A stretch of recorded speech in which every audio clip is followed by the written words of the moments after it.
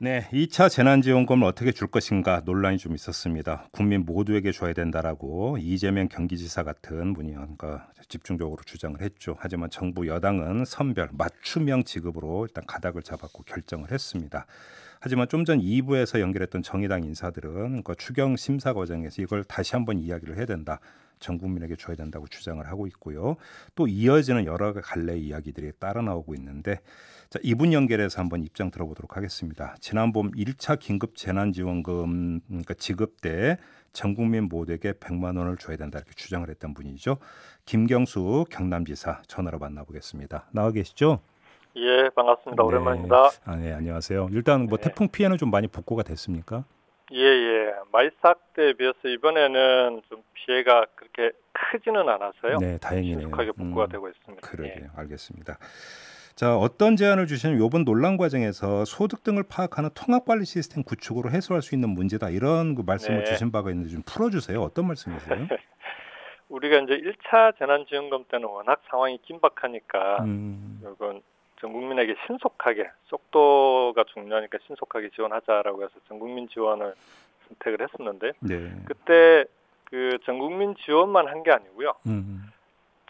지방 정부별로 보면은 우리 경남은 소득 하위 50% 이게 선별도 해보고 네. 그다음에 소상공인 자영업 하시는 분들이나 피해계층 대상에게도 맞춤형으로 또 지급도 해보고 다양하게 해봤었어요. 예. 그래서 이제 그런 경험들이 있기 때문에 이번에는 뭐 전국민 지급을 할 수도 있고 저는 선별도 할 수 있고 다 가능하다 봅니다. 이거는 경험이 있기 때문에 오히려 이제 이런 걸 논란을 길게 벌이는 것보다는 정부가 빨리 결정하고 재원에 맞게끔 그걸 신속하게 추진하면서 그 양쪽이 다 이제 장단점이 있으니까 보완해 나가는 것이 맞다. 그런 차원에서 이제 정부가 선별 지원을 선택했으니까 거기에 대해서는 그로 인해서 생길 수 있는 문제점들을 지방 정부와 함께 보완해 나가자 이런 건데요. 문제는 이제 이런 논란이 계속 벌어지지 않습니까? 그러니까요. 이게 금방 끝날 일도 아닌데 지금 코로나도 그렇고 향후에 감염병이 어떤 게 올지도 모르는데 그때마다 뭐 전국민 지급할 거냐 선별 지급할 거냐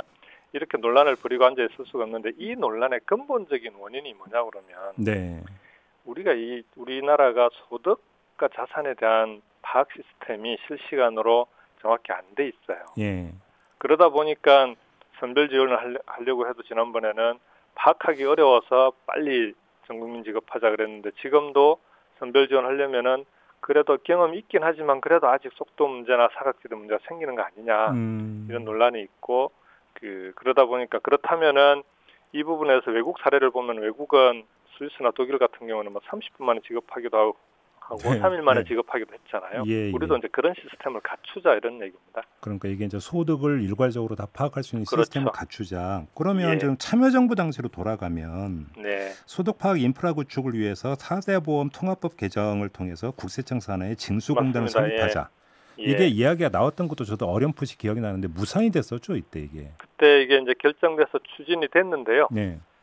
징수창구 단일화라고 하죠. 4대 보험 징수창구 단일화 사업인데 그게 국세청으로 참여정부 때는 결정을 했었는데 이명박 대통령 정부 들어와서 여러 가지 이유로 노조의 반발이나 그다음에 하여간 당시에 좀 시끄러웠습니다. 그러면서 그게 건강보험공단으로 단일화가 됐어요. 그러면서 이제 국세청에서 지금 그 데이터 쌓이고 있는 게 이게 이제 제한적으로 활용이 되는 거죠. 그러다 보니까 우리가 이제 소득 파악이 원활하게 이루어지지 않고 특히 건강보험공단 같은 건강보험료가 이제 이 지역 가입자들의 경우에는 바로바로 이제 실시간 소득이 파악이 안 되잖아요. 그렇죠.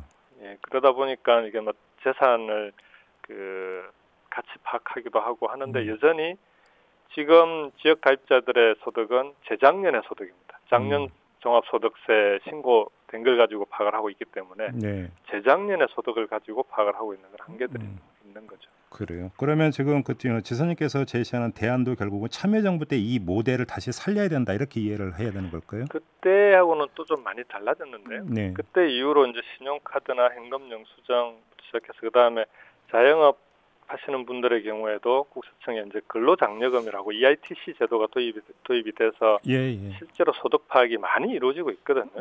그런 것들이 좀 확대될 필요가 있다. 특히 그게 이제 국세청을 중심으로 이루어지고 있으니까 여기에 이제 사회보험도 연계할 필요가 있다는 것하고 또 하나는 이게 사회보험이 이제 자격 기준으로 돼 있어요.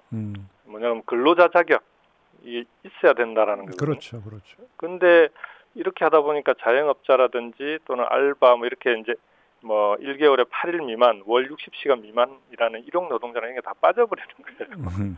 그래서 이건 이제 소득 기준으로 전환할 필요가 있고 이렇게 가려면 통계청을 좀 확대 개편해서 데이터청이나 데이터처로 만들어서 국세청과 함께 소득 파악 시스템을 완비할 필요가 있다 이렇게 생각합니다. 근데 일단 그 뭐 예를 들어서 이런 인류적인 그 통합 시스템 구축이라고는 그 자체만 놓고 보면 뭐 이론의 여지는 별로 없을 것 같은데요. 물론 보니까 담당 기관이나 뭐 직원들의 이해관계는 뭐 잘 모르겠지만 아무튼 이제 큰 방향에 대해서는 이론의 여지는 없을 것 같은데 근데 이게 보편이냐 선별이냐라고 하는 문제하고 연결을 지으면 아주 단순 논리인데요.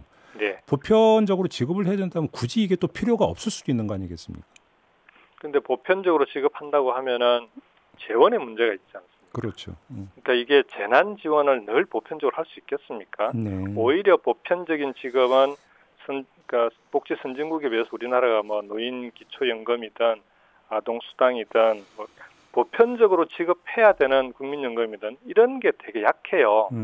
오히려 이쪽을 보편적 지급을 강화하고 재난 지원은 선별적으로 이제 그 시스템이 갖춰지면 할 수 있는 게 맞죠. 우리가 오히려. 시스템이 안 갖춰진 상태에서 긴급하게 전 국민 지원을 했던 거고요. 그럼 기본은 지금 그렇게 잡혀야 된다는 말씀이신데 그러면 조금만 더 나가서요. 그러니까 사실 이제 재난지원금과 기본소득은 물론 개념은 다르죠. 그런데 예를 들어서 그럼 조금만 더 나가서 이걸 한번 여쭤볼게요. 시대전환의 조정은 의원이 지금 발의를 하려고 만드는 법안이 있다고 하는데요. 이 기본소득 재정 법안이라고 불러야 될 것 같은데 국민 모든 개인에게 정기적으로 현금을 주자. 그다음에 중복되는 기존의 선별복지 체계는 손봐서 통합을 하자. 이게 골자라고 하는데 이건 어떻게 평가를 하세요, 지사님은? 그 영국이나 이제 유럽 선진국들 같은 경우에 막 다양하게 나눠져 있던 각종 수당들을 통합하는 그런 추세에 있기는 합니다. 그래서 선별과 보편에 대한 이 복지 논란은 지금도 계속 실험들을 해 나가고 있는 중 아니겠습니까? 우리나라 상황에 맞게 저는 해야 된다고 봐요. 그러니까 방금 말씀하신 그런 법안을 실시하기 위해서라도 이게 실제 국민들의 소득이 어떻게 되는지를 정확히 알아야 보편적으로 나가야 될 건 어느 정도 규모로 나가야 되고 선별적으로 나갈 것들은 또 어떤 방식으로 나갈지. 근데 소득 파악이 제대로 돼 있으면 선별적으로 나가는 것도 이것도 거의 보편에 가깝게 나갈 수 있습니다. 예를 들어 가지고 그 저소득층에 대한 지원이 기본적으로 나가는데 이거 선별 지원이라고 그 얘기를 할 수도 있는데 저소득층에 대해서도 데이터에 기반해서 맞춤형 지원이 되면 그러면은 그 저소득층의 일정 정도 소득은 보장을 하고 그럼에도 불구하고 기본적인 인간으로서 받아야 되는 서비스들은 보편적으로 고소득층까지 다 함께 지급하고 이런 게 투트랙으로 가능하잖아요. 근데 이게 지금 안 되는 이유는 이게 이제 자꾸 찾아서 해야 되는 거예요. 신청받아서 해야 되고 어려워지면 신청해서 선별 지원해야 되고 이런 구조로 돼 있으니까 어려워지는 거죠. 자 그러면 지금 요번에 이제 2차잖아요 재난지원금이. 그런데 이제 코로나가 뭔가 완전히 종식이 될 단기간에 될 가능성 별로 없어 보이기 때문에 드리는 질문인데요. 그러면 지금 이런 추세로 보면 현장에서 이제 직접 행정을 집행하고 계시니까 3차, 4차 필요성도 분명히 대두가 될 것이고 이때도 결국은 선별로 따라서는 선별로 갈 수밖에 없지 않느냐 이런 판단이신가요? 정리하면? 그러니까 제가 2차 지원금 초반 논란 때 이 2차 코로나 상황에 그 상황이 어떤가에 따라서 보편이나 선별을 그때 가서 그걸 보고 판단해야 된다 이렇게 얘기를 했었는데요.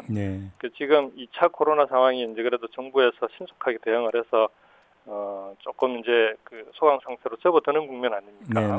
이런 상황이면 여유가 생긴 거예요. 그러면 선별적으로 해도 얼마든지 여유를 가지고 진행할 수 있는데 예를 들어 1차 때처럼 폭발적으로 그 코로나가 막 발생하고 이렇게 되면은 그때 이제 어느 업종 어느 계층이 피해가 입었는지 이런 걸 찾아서 그걸 또 신청받아서 하고 이렇게 하기는 어렵지 않겠습니까? 이번에는 김상조 실장님은 신청을 최소화하겠다고 하시지만 하다 보면 사각지대가 반드시 나오기 때문에 안 할 수가 없게 돼 있어요. 그러게요.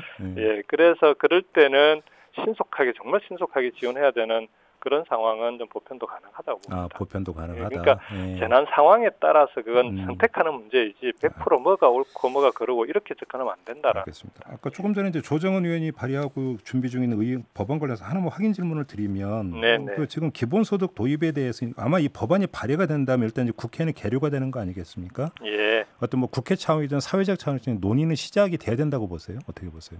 저는 논의는 필요하다고 봅니다. 왜냐하면 지금 상황이 너무 많이 바뀌었어요. 4차 산업혁명 이후로 노동자들이라고 하는데 이게 노동자인지 플랫폼 노동자들을 보면 그렇죠. 자영업자인지 구분이 잘 안 되잖아요. 그렇죠. 그다음에 또 하나는 이번 코로나 상황에서 볼 때 가사노동이라든지 이런 좀 필수 노동들에 대해서 우리가 지금까지 평가를 안 해왔던 게 사실입니다. 예. 이런 부분에 대해서도 이제는 사회가 함께 평가하고 꼭 필요한 노동에 대해서는 거기에 대한 보상이 필요한데 전 이런 게 기본소득 범주에서 논의가 가능하다고 보는 거죠. 알겠습니다. 그렇게 해서 오히려 기본소득이 무조건 나눠준다라는 게 아니라 우리 사회의 필수 노동들에 대한 그게 적절한 보상이 이루어지면서 기본소득의 성격을 갖게 만드는 그렇게 해서 전체적으로 소득을 올리는 방향으로 논의가 되는 건 반드시 필요하다고 봅니다. 하나만 좀 더 여쭤볼게요. 이제 이재명 지사 같은 경우도 정부 방안을 일단 수용을 했기 때문에 일단 형식적으로는 일단락된 것 같지만 여기서 하나 좀 점검을 하고 넘어가야 되는 문제가 있는 것 같습니다. 이재명 지사가 강력히 전 국민에게 주자라고 주장하는 과정에서 당 일각에서는 이거 너무 과한 주장 아니냐, 오버한다, 뭐 이런 식의 어떤 또 비판이 나오지 않았습니까? 그리고 이런 논란이 더불어민주당 지지층 안에서 이제 갈려지면서 이제 또 서로 싸우는 양상으로 나타나고 있는데요. 이 논란에 뭔가 질서 있는 그 논란이라고 할까요, 토론이라고 할까요, 내지 이것이 아니면 분열이냐? 이거는 결국은 그러니까 종이장 한 장 차이인 것 같은데 어떻게 정리가 돼야 된다고 생각하세요?